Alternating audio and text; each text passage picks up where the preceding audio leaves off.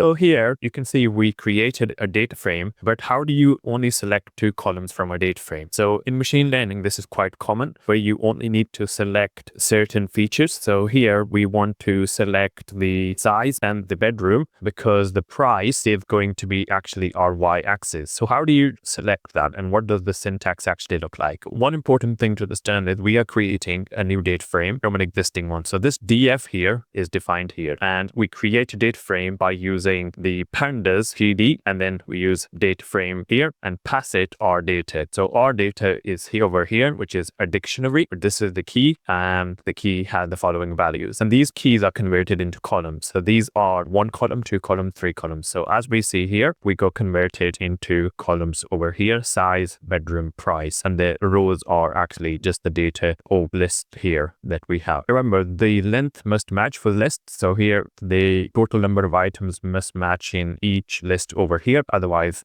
your code won't work. So if we do that, so if I just take out one of the values, and as we saw previously, we got an error because the error says that they must be of the same length. So what it means is by the comma separated list here, you must have the same number of items in all 3 columns that you have here. So going back to the selection of data frame, so we had the original data frame, which has, if I run this code again, you can see it has 3 columns, and we only want to select the size column and the bedroom column. What we do is we create a new data frame here. So we got to call it X and use the existing data frame, which is over here, which got generated by this data over here. We've got that. And what we're going to do is we've got our size and bedroom. And notice this is a list. So you cannot simply take out these square brackets because this won't work. If I were to run this, you will see we got an error. It says key error. The reason it's a key error is saying there is no key called size and bedroom because we've got